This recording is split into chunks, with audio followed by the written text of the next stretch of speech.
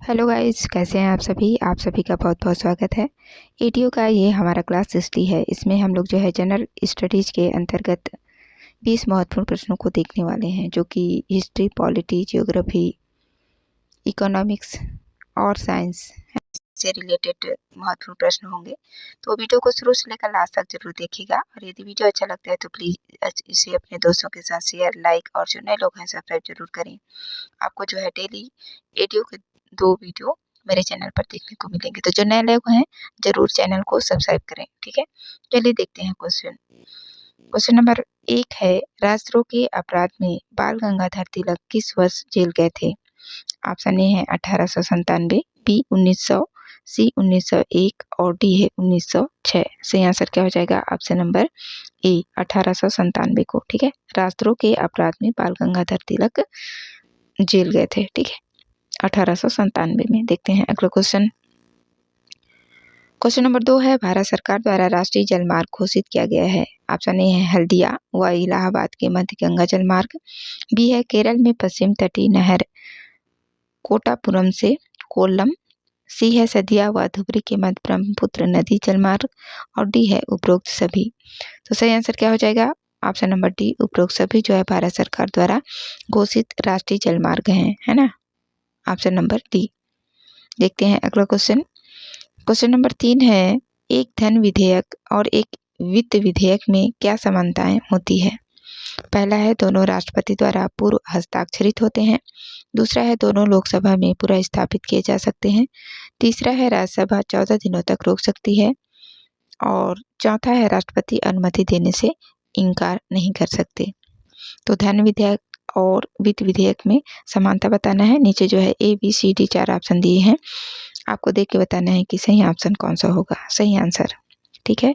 तो इसका जो सही आंसर है ऑप्शन नंबर डी हो जाएगा। 1 2 3 4 चारों, है ना? चारों समानताएं जो है एक धन विधेयक और एक वित्त विधेयक में होता है, ठीक है? दोनों जो है राष्ट्रपति द्वारा पूर्व हस्ताक्षरित होते हैं, दोनों लोकसभा में पुनः स्थापित किए जा सकते हैं और दोनों को जो है राज्यसभा 14 दिनों तक अपने पास रोक के रख सकती है और राष्ट्रपति अनुमति देने से दोनों विधेयक पर, धन विधेयक और वित्त विधेयक दोनों विधेयक पर जो है राष्ट्रपति अनुमति देने से इनकार नहीं कर सकते, ठीक है?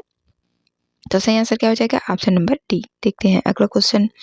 क्वेश्चन नंबर 4 है, निम्नलिखित समाचार पत्रों और उनके संपादक जो गलत सुमेलित हैं उसको बताइए। ए है मिरातुल अखबार राजा राम मोहन राय, बी है कामरेड मोहम्मद अली, सी है अल हिलाल मौलाना अबुल कलाम आजाद और डी है युगांतर महात्मा गांधी।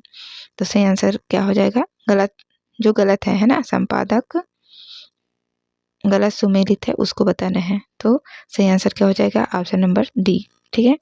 युगांतर, युगांतर जो है महात्मा गांधी का समाचार पत्र नहीं है, ये जो है वरिंद्र कुमार घोष के द्वारा संपादित किया जाता था, ठीक है? तो सही आंसर क्या हो जाएगा? Option number D, Yugantar. देखते हैं अगला क्वेश्चन। क्वेश्चन नंबर 5 है, सामान्य मनुष्य में ध्वनि को सुनने की क्षमता आवृत्ति परास में होती है। ऑप्शन ए है 20 हर्ट्ज से 20 किलो हर्ट्ज तक, बी है 10 हर्ट्ज से 50 किलो हर्ट्ज तक, सी है 5 हर्ट्ज से 10 किलो हर्ट्ज तक और डी है 40 हर्ट्ज से 40 किलो हर्ट्ज तक। तो सही आंसर क्या हो जाएगा? सामान्य मनुष्य में सुनने की जो क्षमता होती है आवृत्ति परास में कितनी होती है? तो 20 हर्ट्ज से 20 किलो हर्ट्ज तक, ठीक है? Option number A. देखते हैं अगला क्वेश्चन। क्वेश्चन नंबर 6 है, निम्नलिखित कथनों पर विचार कीजिए। पहला है, खादर पुरानी एवं बांगर नई जलोढ़ मिट्टी है। दूसरा है, रेगुर मिट्टी कपास की खेती के लिए उपयुक्त है। उपरोक्त में से कौन सा कथन सही है? आपको बताना है। A B C D 4 option नीचे है, देख के बताइए कि कौन से कथन सही है। तो सही आंसर क्या हो जाएगा? ऑप्शन नंबर बी, केवल 2 सही है ना? रेगुर मिट्टी कपास की खेती के लिए उपयुक्त है, ठीक? ऑप्शन नंबर बी, खादर पुरानी एवं बांगर नई जलोढ़ मिट्टी है। तो नहीं, खादर जो है क्या होता है? नई जलोढ़ मिट्टी होती है और बांगर नई पुरानी, ठीक है? उल्टा दे दिया है इसमें। देखते हैं अगला क्वेश्चन। क्वेश्चन नंबर 7 है, निम्न में से कौन सा व्यय भारत की संचित निधि पर भारित होता है? पहला है सर्वोच्च न्यायालय के न्यायाधीशों का वेतन, दूसरा है सर्वोच्च न्यायालय के अधिकारियों और सेवकों का वेतन। तीसरा है सर्वोच्च न्यायालय का प्रशासनिक व्यय। और चौथा है न्यायालय के भवन का संधारण। आपको क्या बताना है? जो भारत की संचित निधि पर भारित होता है। तो सही आंसर क्या हो जाएगा? Option number C 1, 2, 3। ठीक है। सर्वोच्च न्यायालय के न्यायाधीशों का वेतन और सर्वोच्च न्यायालय के अधिकारियों और सेवकों का वेतन और सर्वोच्च न्यायालय का प्रशासनिक जो व्यय होता है, ये सभी जो है भारत की संचित निधि पर भारित होता है। ठीक है। तो ऑप्शन नंबर सी इसका सही आंसर हो जाएगा 1, 2, 3। ठीक है। न्यायालय भवन का संधारण ये जो है भारत की संचित निधि पर भारित नहीं होता है ना। 4 नंबर अलग हो जाएगा। 1, 2, 3 सही हो जाएगा ऑप्शन नंबर सी। देखते हैं अगला क्वेश्चन। क्वेश्चन नंबर 8 है गैस पाइपलाइन का विस्तार है। पहला है सायला से जालंधर, दूसरा है हजीरा से जगदीशपुर, तीसरा वडोदरा से सिलीगुड़ी और चौथा है बरौनी से हल्दिया। गैस पाइपलाइन का विस्तार बताना है। सही आंसर क्या हो जाएगा? Option number B 1, 2, 4। ठीक है। सायला से जालंधर, हजीरा से जगदीशपुर और बरौनी से हल्दिया जो है गैस पाइपलाइन का विस्तार किया गया है। ठीक है। Option number B. देखते हैं अगला क्वेश्चन। क्वेश्चन नंबर 9 है ब्रिटिश काल में निम्नलिखित स्थानों में रैयतवाड़ी भूमि बंदोबस्त लागू किया गया था। ए बिहार, बी मुंबई, सी इलाहाबाद और डी है उपरोक्त सभी। सही आंसर क्या हो जाएगा? Option number B. मुंबई में जो है ब्रिटिश काल में रैयतवाड़ी व्यवस्था लागू किया गया था। ठीक है। भूमि बंदोबस्त, रैयतवाड़ी भूमि बंदोबस्त मुंबई में। देखते हैं अगला क्वेश्चन। क्वेश्चन नंबर 10 है पश्चिमी चक्रवाती विक्षोभ के संबंध में कौन सा कथन असत्य है? ऑप्शन ए है यह सर्दियों में आने वाला पश्चिमी प्रवाह है, बी है भारत के उत्तर एवं उत्तर पश्चिमी क्षेत्र को प्रभावित करता है, सी भूमध्य सागरीय क्षेत्र से आने वाला प्रवाह है और डी यह जेठ धारा से अप्रभावित है। तो क्या बताना है? गलत है ना। पश्चिमी चक्रवाती विक्षोभ के संबंध में असत्य कथन। ठीक। तो असत्य कौन सा है? ऑप्शन नंबर डी यह जेठ धारा से अप्रभावित है। ठीक है। ये जो है गलत है। यह जेठ धारा से क्या प्रभावित होता है। ठीक है। और यह जो है सर्दियों में आने वाला पश्चिमी प्रवाह है, भारत के उत्तर एवं उत्तर पश्चिमी क्षेत्र को प्रभावित करता है और भूमध्य सागरीय क्षेत्र से आने वाला प्रवाह है। ठीक है। तो जो गलत है यह जेठ धारा से अप्रभावित है। Option number D. देखते हैं अगला क्वेश्चन। क्वेश्चन नंबर 11 है इसरो का मुख्यालय स्थित है। ऑप्शन ए है बेंगलोर, बी चेन्नई, सी है श्री हरिकोटा और डी है हैदराबाद। तो सही आंसर क्या हो जाएगा? इसरो का मुख्यालय कहाँ है? बेंगलोर में। ठीक है। Option number A. देखते हैं अगला क्वेश्चन। क्वेश्चन नंबर 12 है इनमें से कौन से कारक मानव स्वास्थ्य को प्रभावित करते हैं? पहला है संक्रमण, बी मौन उत्परिवर्तन, तीसरा है जीवन शैली और डी है अनुवांशिक विकार। सही आंसर बताना है आप लोगों को। तो इसका जो सही आंसर हो जाएगा मानव स्वास्थ्य को कौन कौन से कारक जो है प्रभावित करते हैं, तो एक तो हो गया संक्रमण और जीवन शैली है ना, मनुष्य का रहन सहन और अनुवांशिक विकार। ये 3 जो है मानव स्वास्थ्य को प्रभावित करते हैं। मौन उत्परिवर्तन का इसमें कोई भूमिका नहीं होता है। ठीक है। तो ऑप्शन नंबर सी हो जाएगा 1, 3 और 4। ठीक। देखते हैं अगला क्वेश्चन। क्वेश्चन नंबर 13 है निम्नलिखित में से किसकी घोषणा सरकार द्वारा किसी फसल के समर्थन में की जाती है? ऑप्शन ए है अधिकतम समर्थन कीमत, बी है न्यूनतम समर्थन कीमत, सी है मध्यम समर्थन कीमत और डी है प्रभावशाली समर्थन कीमत। तो सही आंसर क्या हो जाएगा? किसी फसल के लिए जो है एक सरकार क्या करती है? न्यूनतम समर्थन मूल्य घोषित करती है ना, जिससे जो है किसान अपना फसल बेच सके।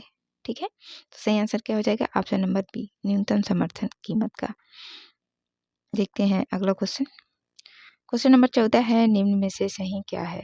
पहला है लोकसभा का स्पीकर अविश्वास प्रस्ताव द्वारा पद से हटाया जा सकता है, दूसरा है लोकसभा का स्पीकर एक संकल्प द्वारा हटाया जा सकता है, तीसरा स्पीकर स्पष्ट बहुमत से हटाया जा सकता है और चौथा है सदन के तत्कालीन सदस्यों के बहुमत से स्पीकर को हटाया जा सकता है।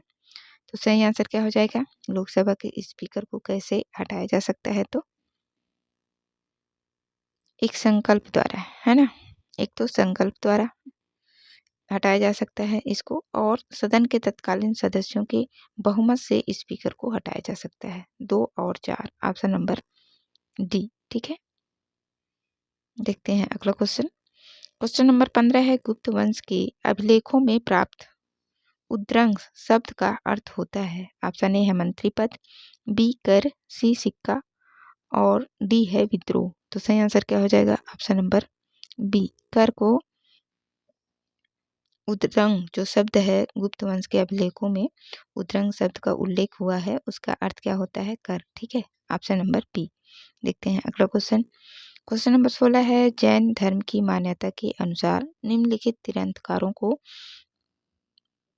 उनके क्रम से सुमेलित कीजिए। सूची 1 में जो है तीर्थंकरों के नाम दिए गए हैं और सूची 2 में उनका क्रम दिया हुआ है। ठीक है, ए है आदिनाथ, बी महावीर, सी पसरनाथ और डी है अजीतनाथ। सूची 2 में पहले नंबर पे 23, 24, 2, 1 आपको बताना है कि ये जो तीर्थंकर हैं वे जैन धर्म में उनका क्रम कौन कौन सा है। तो आदिनाथ 23वें क्रम के तीर्थंकर थे, तो ये तो 1 से जाके मिलेंगे, है ना। उसके बाद फिर महावीर, महावीर 24वें नंबर के, है ना।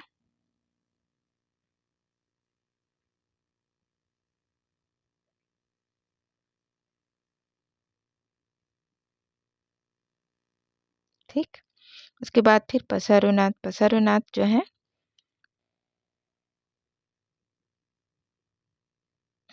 पहले नंबर के हुए थे। ठीक है, पसारुनाथ पहले नंबर के और अजीतनाथ जो है दूसरे क्रम के तीर्थंकर थे। ठीक है, आदिनाथ 23वें, महावीर 24 और पसारुनाथ पहले और अजीतनाथ जो है दूसरे क्रम के तीर्थंकर थे। ठीक है, तो इस तरह से ये सुमिलित होगा, इसको और अच्छे से देख लेंगे। ठीक है, मेरे को तो डाउट लग रहा है, आप लोग कमेंट्स करके बताएंगे सही आंसर। देखते हैं अगला क्वेश्चन। क्वेश्चन नंबर 17 है, संविधान की तीसरी अनुसूची के संदर्भ में क्या सही है? ए है संघ के मंत्री के लिए शपथ प्रारूप, बी है एक राज्य के मंत्री के लिए शपथ प्रारूप, ये मंत्रो लिखा गया है ना इसको, ये मंत्री है। ठीक है, ये मंत्री है, सुधार लेंगे इसको। संसद के सदस्य के लिए शपथ प्रारूप और डी है उपरोक्त सभी। तो संविधान की तीसरी अनुसूची के संदर्भ में पूछा गया है, तो सही कथन क्या हो जाएगा? उपरोक्त सभी। ये सभी जो है तीसरी अनुसूची में उल्लेखित है। संघ के मंत्री के लिए शपथ का प्रारूप है, एक राज्य के मंत्री के लिए शपथ प्रारूप और संसद के सदस्य के लिए शपथ प्रारूप। उपरोक्त सभी सही आंसर हो जाएगा, ऑप्शन नंबर डी। देखते हैं अगला क्वेश्चन। क्वेश्चन नंबर 18 है, भारत का मूल संविधान किसके द्वारा हस्तलिखित किया गया था? ऑप्शन ए है रफी अहमद किदवई, बी है कैलाश नाथ काटजू, सी है प्रेम बिहारी नारायण रायजादा और डी है कन्हैया लाल मानिक लाल मुंशी। तो सही आंसर क्या हो जाएगा? Option number C. ठीक है, भारत का जो मूल संविधान है अपने हाथों से किसने लिखा था? तो प्रेम बिहारी नारायण रायजादा ने। ठीक है, ऑप्शन नंबर सी। देखते हैं अगला क्वेश्चन। क्वेश्चन नंबर 19 है, कालानुक्रमिक रूप से व्यवस्थित करें। पहला है जलियांवाला बाग हत्याकांड, दूसरा है सविनय अवज्ञा आंदोलन, तीसरा है भारत छोड़ो आंदोलन और चौथा है असहयोग आंदोलन। चारों को जो है कालक्रम के अनुसार जमाना है।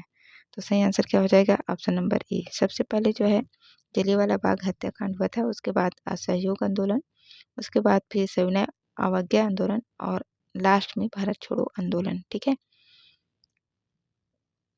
थोड़ा इसमें दिमाग का यूज करेंगे तो भी बन जाएगा ये क्वेश्चन। ठीक है, लास्ट में क्या हुआ था? भारत छोड़ो आंदोलन, जो कि ऑप्शन नंबर ए में ही दिया है। लास्ट में 3 नंबर देखिए। ठीक है, तो 1, 4, 3, 2 इस तरह से जो है कालक्रम अनुसार व्यवस्थित होगा। ठीक है, देखते हैं अगला क्वेश्चन। क्वेश्चन नंबर 20 है, भारत की प्रमुख नदियों व उनके उद्गम को मिलाइए। सूची 1 में जो है नदी दिया हुआ है और सूची 2 में उसके उद्गम होने वाले स्थान का नाम। तो आपको जो है सूची 1 को सूची 2 से मिलाना है। गोदावरी ये कहाँ से निकलती है? तो नासिक से। ठीक है, 2 नंबर से जाके मिल जाएगा। इसके बाद फिर महानदी, महानदी अपने छत्तीसगढ़ की नदी है, कहाँ से निकलती है? सिहावा पर्वत से। ठीक है, फिर कृष्णा, कृष्णा कहाँ से निकलती है? महाबलेश्वर से। और यमुना, यमुनेत्री से। बहुत ईजी है ना। तो ये इस तरह से क्या सुमेलित होगा। ठीक है दोस्तों, तो आज की वीडियो में बस इतना ही। आशा करती हूँ आप लोगों को वीडियो अच्छा लगा होगा। वीडियो देखने के लिए आप सभी का बहुत बहुत धन्यवाद।